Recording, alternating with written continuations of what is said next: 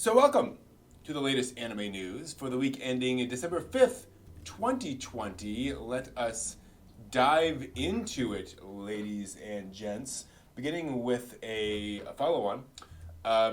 Today is Lelouch's birthday. Oh.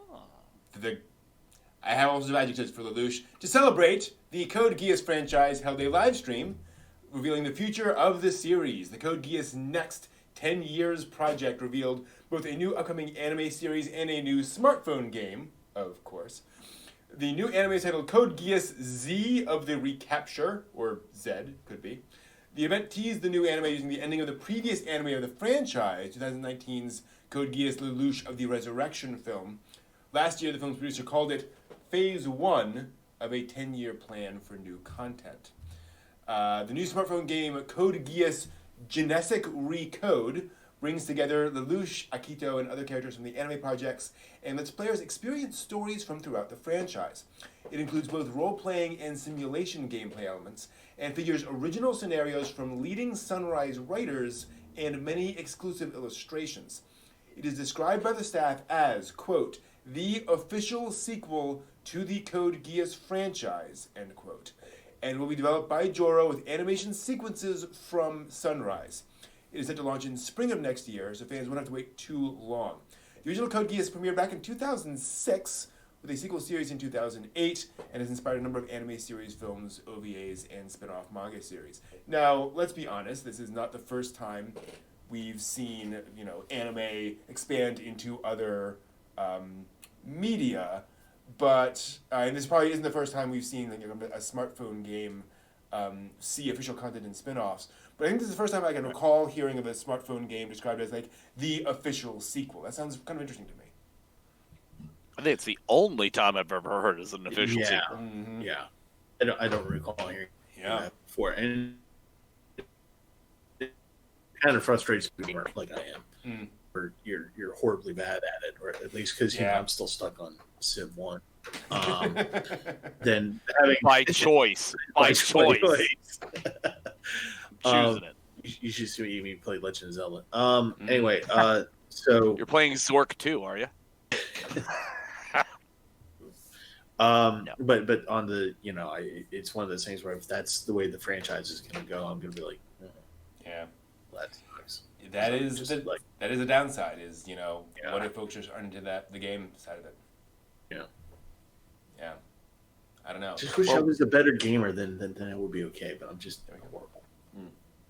Well, I mean, at some point in time, I'm hopeful that for all of the terrible animes that have come out that have been based off of like mobile games, that maybe they'll sort of convert it into the anime version of that mobile game, and we'll get more answers. But well, hopefully it's done well. And also, let's be honest, all of these clips will make it onto YouTube at some point, right? Like, they'll all be shown somewhere. Yeah, like a playthrough of the whole entire storyline. Yeah. So, it's interesting. Speaking of cool anime, January of 2020 feels like decades ago, so it's hard to remember anime that aired at the beginning of this year, like Keep Your Hands Off Eizouken. The New York Times didn't forget, though. This week they revealed their best TV shows of 2020 list, and Eizouken was featured not once but twice. The list features 3 sections by 3 different authors: Best Shows of 2020, Best International Shows of 2020, and Best Shows That Ended in 2020. Eizouken features in both the Best Shows list and the Best International list. In the first, the section's author, James Pniewicz, I'm probably going to mispronounce that, describes the show as, quote, one of the best renderings of the creative process I've seen on TV, with special meta-attention to the exhausting labor of animation and an affecting team of discovering identity through art, end quote. In the international section, Mike Hale calls it, quote, a charming, fantastical, and relentlessly practical story about freeing and harnessing the energy of young imaginations, end quote. The series follows a group of high school girls as they attempt to produce an animated short. Masaki Yuasa's anime version is based on Sumito Owara's 2016 manga of the same name, and you will never get the opening credit sequence out of your head. This is an anime that I certainly watched and loved as it was coming out. It's a really fun thing. And New York Times, dang. Yeah, I when I saw that article, Yeah. I think I link you, Mm-hmm.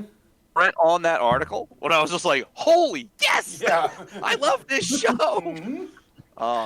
I love the opening guess I'm- song sequence, the little dance sequence of them. Oh my goodness, that's why I bought the T-shirt. I'm waiting for the Nendoroid of all the girls. I'm like, oh yeah, come on now. I guess I'm gonna have to watch this show. Then I've been a fan of the first season of animation runner Kurami. Oh yeah, and so I've always liked those kinds of things. So I'm gonna have to watch this. Yeah, because no, the New York Times said so. Exactly. You know, the New York Times says so. You know, we know their authors never fake stories, so we're good there. Nope. And they're one step up or maybe parallel with the Oprah Book Club, so we know it's all solid legit. Exactly. When Oprah says, "Watch, keep your hands off the Eizouken," then you know it has gone galactically cool. Totally, yes. You have to wait for that at some point. Yeah. Speaking of books, keep holding your breath.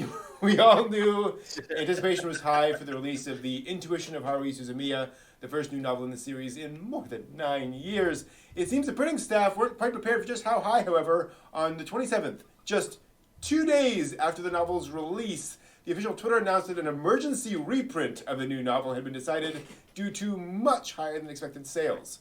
The staff also thanked readers for their passionate reception.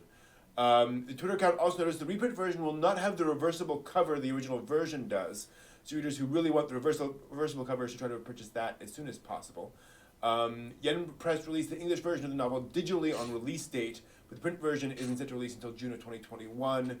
Hopefully, they'll take some advice from this incident and print extra copies. Now, to be clear, you know, it's not like they printed 10 copies of this and oh my gosh, it was successful. Right. I'm sure they had a sizable print run planned for this, but that's pretty exciting. Well, I mean, how long have we all loved Haruhi? How much was the dance done? You know, I mean, I would kind of imagine, that they probably were like, yeah, let's do 10 million copies. Mm-hmm. And if they did, and holy crap, good on them, because to have to run an emergency print up for more? 2 days? Oh, yeah, that's going to be cool. Mm-hmm. Yeah. Well, I'm sure it's better written than the 50 Shades of Grey books were. I hope so. Pretty quickly, but they were really, really, really bad. Yeah, I've read them. Well, I'm going to hope there was a different audience. Yes. I really hope that's not Haruhi's intuition. I'm just going to say. I just really hope. Like, I'd be a little creeped out. There's 50-year-old dude with handcuffs doing the Haruhi dance. No. Don't mix those. Granted, there's no, I'm not going to go there.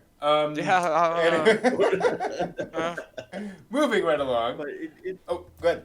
Yeah, it just surprised. No, I was just going to say, it just surprised me that it had to do a reprint so quickly. I was just kind of like, really? Yeah. They didn't think that, but I don't know.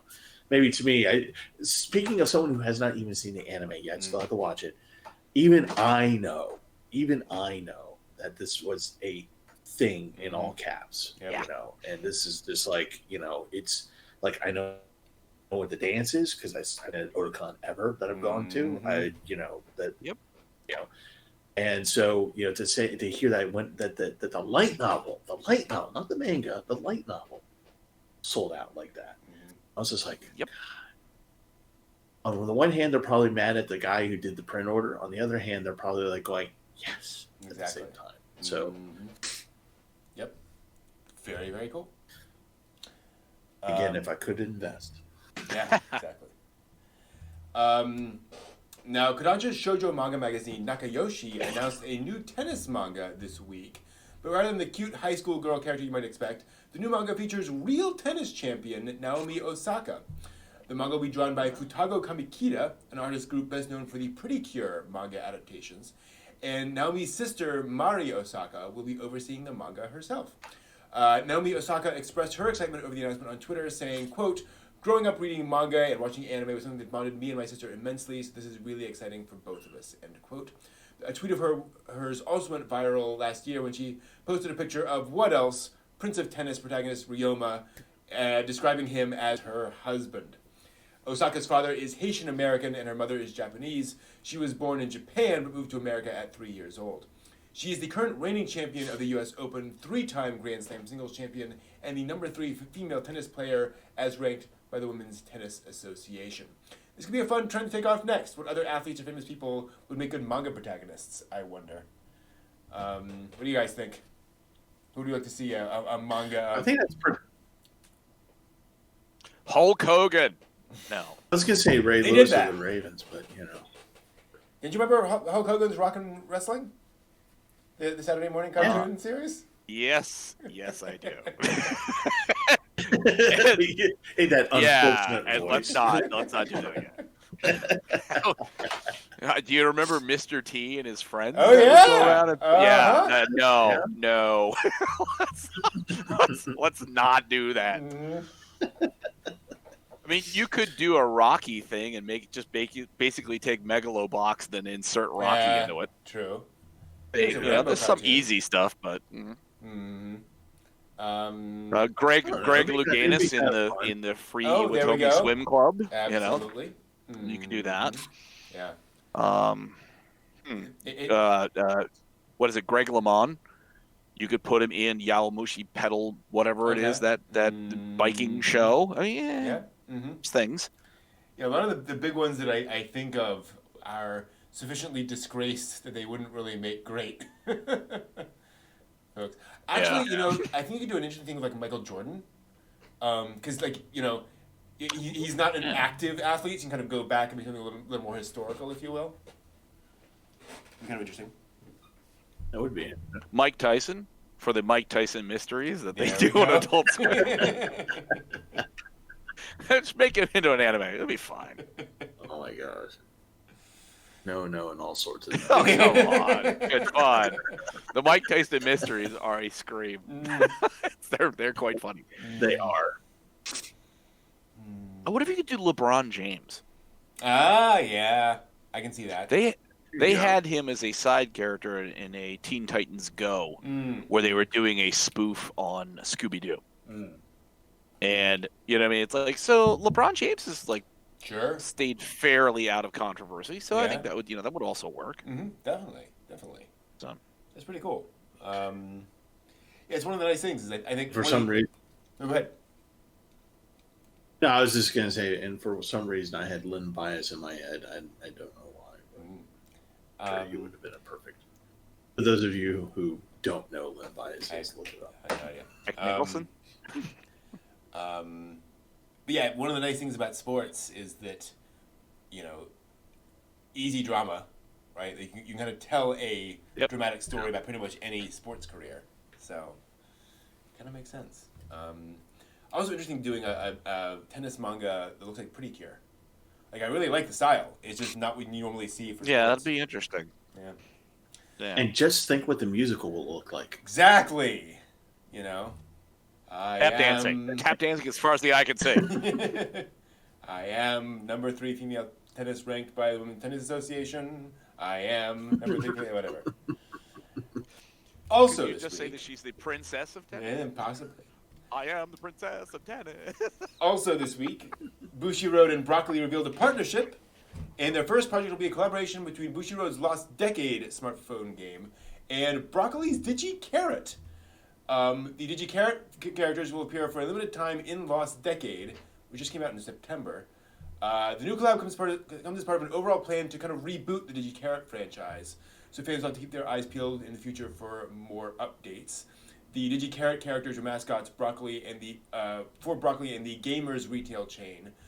You still see her on the side of the building, green-haired girl with a maid outfit, bells. The franchise began in '98 and has featured anime, manga, video games, and voice actor events, following alien hybrid cat girl Digi-Carrot, and was also described by Bushiroad as a trailblazer in moe culture, which is certainly accurate.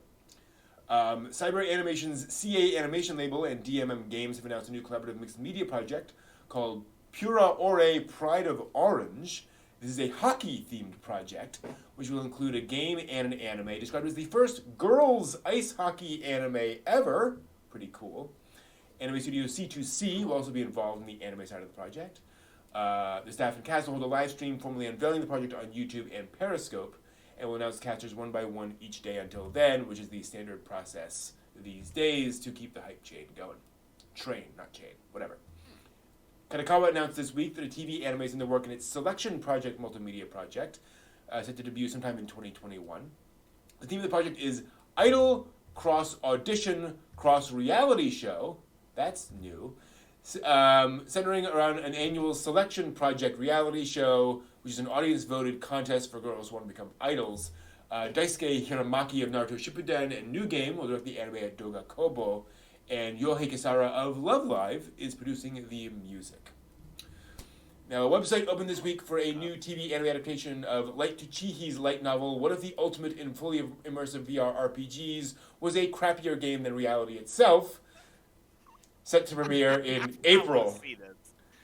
The story follows high school student Hiro, who gets tricked into playing a new full-dive VR game that's marketed as being more real than reality. Once he gets into the game, he finds it deserted, as previous players quickly found the game is too realistic. Activities in the game are based on the player's real physical fitness, and wounds cause pain and take days to heal. But despite the only reward being a vague sense of accomplishment, Hiro vows to beat the game. Now, in case you're wondering how well will this be handled, Toshihi's previous light novel was The Hero is Overpowered but Overly Cautious, which inspired its own anime adaptation last year, which I know a lot of people really enjoyed. So clearly somebody who knows how to have fun with this concept, yeah. Now, Shinei Animation, the studio behind Crayon Shin-chan and Doraemon, has announced a new children's show this week with a different format than usual. The new Pui Pui Molcar series will be made in stop motion, featuring character puppets of felted wool. The story centers on guinea pigs who have become cars. The Molcar title comes from Morimoto, the Japanese word for guinea pig, and of course, car. The concept might sound strange, but puppets do look absolutely adorable, even if guinea pigs look a little funny with wheels instead of legs. Anyway, the show will premiere on TV Tokyo on January 5th. Finally, in news that seems inevitable, Demon Slayer Mugen Train has officially capsized Titanic to become the second highest earning film of all time in Japan. Only Spirited Away now stands between Mugen Train and the top spot. The film has earned 27.5 billion yen in its 45-day run so far. That's about $265 million US. Now, Spirited Away's record is 30.8 billion yen. So it won't seem too surprising in a week or two if we're announcing that Demon Slayer is taking its top spot as well. It is already the highest grossing animated film worldwide this year and the number 5 film overall. Cannot stop the Mugen Train. Wow, Lord. Yep.